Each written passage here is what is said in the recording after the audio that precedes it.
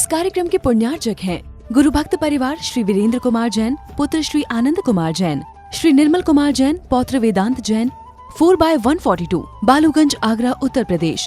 Firm Vardhman steel Agra, JVN metals Agra एवं Vedant fabrication Agra, Dholpur. भावी जीवों,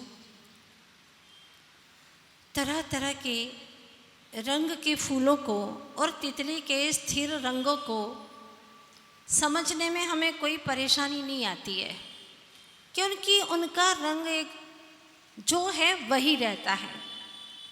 लेकिन गिरगिट के और मन के जो सतत बदलते रंग हैं, उसको समझने में हमें क्या, बड़े बड़े अच्छे अच्छे साधक और विद्वान भी धोखा खा जाते हैं। बात समझने जैसी है। जैसे गिरगिट का एक रंग तय नहीं किया जा सकता, ऐसे ही मन का एक रंग तय नहीं किया जा सकता। कभी तो एकदम धर्मात्मा और कभी महापापी अधर्मी। समझ में नहीं आता कैसे तरह तरह के रंग बदल देता है। आचार्य देव कहते हैं कि तन को संभालना फिर भी आसान है, किंतु मन को संभालना बहुत कठिन है, क्योंकि पल पल में बदलता है। कभी क्रोधी, कभी मानी, कभी मायावी, कभी लोभी, कभी एकदम शांत दिखाई देता है तो कभी बिल्कुल अशांत। समझ में नहीं आता। और मन की दशाएं सिवा आत्मा के कोई और समझ भी नहीं पाता। कोई पूछता है तुम्हें गुस्सा आ रहा है, बहुत गुस्सा आ रहा है अंदर में, लेकिन दबा के बोलता है नहीं, मैं तो बिल्कुल शांत हूँ। दूसरों की आंखों में धूल झोंक सकते हो, लेकिन तुम अपने आप से बच नहीं सकते। स्वयं और स्वयंभू से कभी बच नहीं सकते। ये तय बात है। जो हमें भगवान ने कहा है, अगर उसके अनुसार हम चलें तो मन को स्थिरता प्रदान कर सकते हैं। चंचल मन की परिणतियों को हम रोक सकते हैं, लेकिन प्रभु के प्रति समर्पित होते नहीं। उनकी वाणी सुनने का मन करता नहीं। कदाचित सुनने का मन करे भी तो एक कान से दूसरे कान से निकाल देते हैं। भीतर हृदय तक जाने का कोई रास्ता है नहीं, सारे रास्ते बंद कर दिए हैं। सीधा यहाँ से यहाँ तक का रास्ता है, अंदर का कोई रास्ता हमने बनाया ही नहीं। काल अनंता बीत गया है। एक बात कहना चाहती हूँ, सिर के बाल कम करने के लिए नाई के समक्ष कितने समर्पित हो जाते हो। जो जैसा वो जैसा कहता है वैसा करते हो। नीचे देखो, पीछे देखो, आजू देखो, बाजू देखो, ऊपर देखो, जैसा कहे वैसे ही बिल्कुल समर्पित होकर के जैसा कहे वैसा कर लेते हो। जब तुम बीमारी को दूर करने की भावना रखते हो कि मुझे तो निरोग होना ही है, तो डॉक्टर, वैद्य, चिकित्सक के पास में जाते हो और पूरी तरह से अपना तन समर्पित कर देते हो, मन भी समर्पित कर देते हो कि जैसा कहोगे डॉक्टर साहब वैसा ही करेंगे। आपके ऊपर विश्वास है, बस अब आप ठीक कर दो, आप ही मेरे भगवान हैं। न जाने क्या क्या कहते रहते हैं और डॉक्टर को पूरी तरह से समर्पित हो जाते हैं। वो चीरफाड़ करेगा, सुंघाएगा, बेहोश करेगा, जो करना है सो करो, हमने तो समर्पित कर दिया।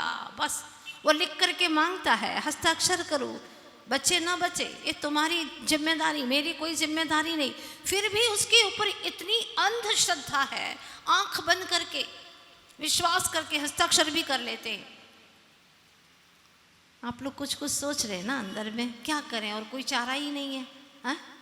बस जैसे नाई को समर्पित हो जाती हो, बाल कम करना है, जैसे डॉक्टर, वैद्य, चिकित्सक को समर्पित हो जाती हो क्योंकि रोग कम करना है। तो एक बात धीरे से पूछना चाहती हूँ कि अपने पाप और दोषों को दूर करने के लिए गुरु को और प्रभु को समर्पित क्यों नहीं हो जाते?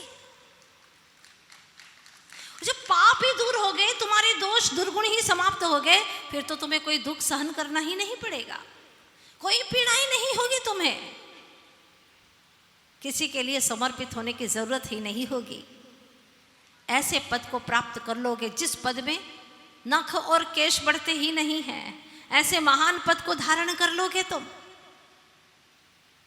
मलमूत्र होता ही नहीं है, शरीर में रोग घिरते ही नहीं है, और तो और जिस शरीर में रोग पैदा होते वो शरीर ही समाप्त हो जाता है, अर्थात विदेह पद को धारण कर लेता है। बस एक बार बस एक बार ऐसे प्रभु को समर्पित हो जाओ, ऐसे सदगुरु को समर्पित हो जाओ। जब इन दुनिया के लोगों को, न जाने कैसे कैसे लोगों को समर्पित हो जाते हो, तो फिर प्रभु को, गुरु को समर्पित होने में देर क्यों? कर लो समर्पण अपना। एक बार अपने अंतरात्मा को प्यार करो, इसको चाहो, दिल से चाहो, मन से चाहो, इसका उद्धार चाहो, बर्बादी मत चाहो। ये तुम्हारी जिंदगी की 4 दिन की चांदनी है। भोग लो भोग, लेकिन इसका अंजाम तो अच्छा नहीं है। वर्तमान में भोग में आपको सुख लग रहा है, लेकिन अनंत काल दुख पंचेंद्र के विषयों में।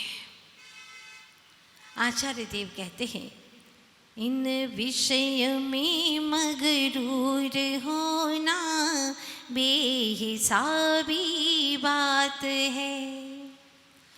इन विषयों में मगरूर होना बेहिसाबी बात है। 4 दिन की चांदनी है, फिर अंधेरी रात है।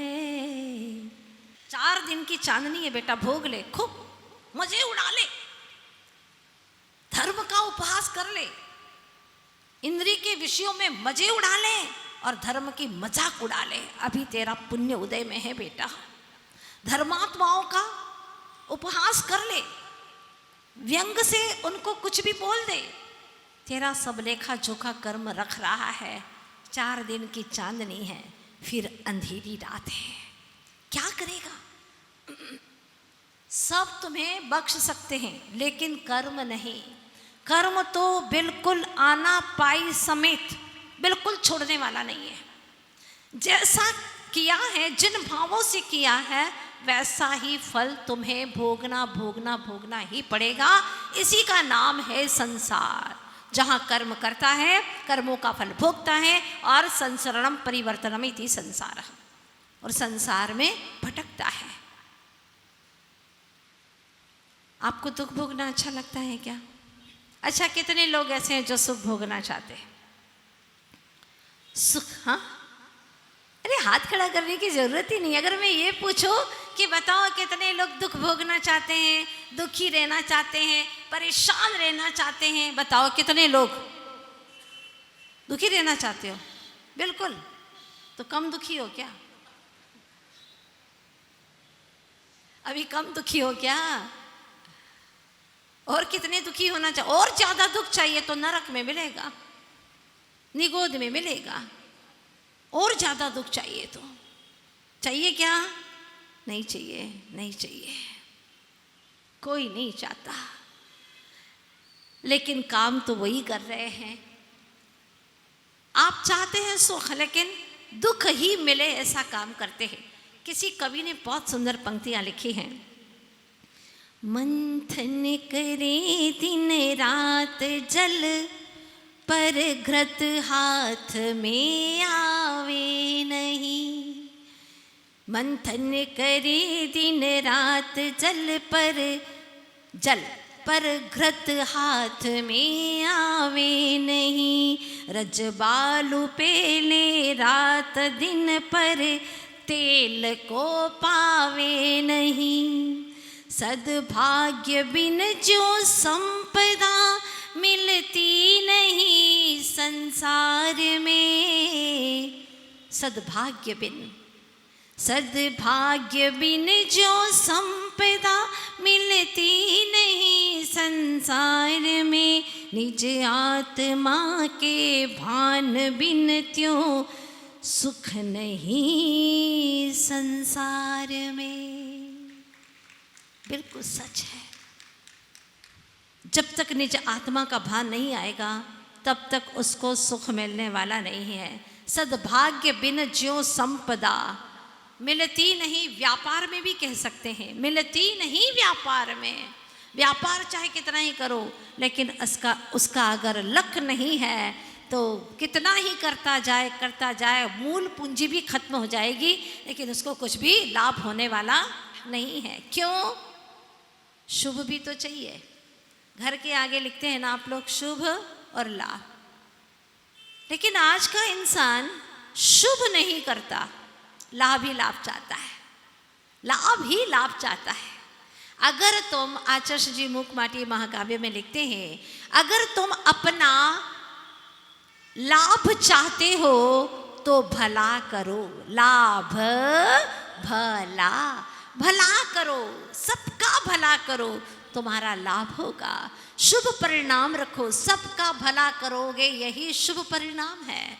बिना शुभ के लाभ चाहते हो, ये ठीक बात नहीं है। शुभ है पहले तो लाभ है, शुभ तो काट दिया आपने और लाभ ही लाभ चाहिए, ऐसा हो नहीं सकता। इसके लिए आपको अपने ज्ञान का सदुपयोग करना है, और जिसने अपने ज्ञान का सदुपयोग किया, ज्ञान को व्यर्थ के कार्यों में नहीं लगाया, निश्चित ही वे भगवान हो गए। इतना सा मार्ग है ज्ञान का सदुपयोग करना। किसी के बारे में बुरा सोचना नहीं, बुरा कहना नहीं, किसी का बुरा हो ऐसा भाव कभी नहीं रखना, सबका भला हो, सब सुखी हो, सब सुखी संसार हो, मेरी भावना पढ़ते हो? पढ़ते हैं, वो तो जुबान हिलती रहती है, अधर भी फड़कते रहते हैं, पर मन बेईमानी का काम करता रहता है। सुखी रहे सब जीव जगत में, हाँ, ये पढ़ते पढ़ते भी किसके लिए क्या षड्यंत्र करूं, पड़ोसी के लिए क्या दुख दूं, ये मन में विचार आ रहे हैं, और होठों से पढ़ रहा है सुखी रहें सब जीव जगत के। हाँ, अगर उसी बीच में कोई आ गया, उसके प्रति वो गुस्से है, तो ऐसा भी करता, सुखी रहे सब जीव जगत के। हाँ, क्या है ये? खाली पढ़ना है, खाली रटना है, तोते की भांति रट्टू तोता बोलते हैं, खाली पढ़ना है बस, और कुछ नहीं। जीवन में कोई रूपांतरण नहीं।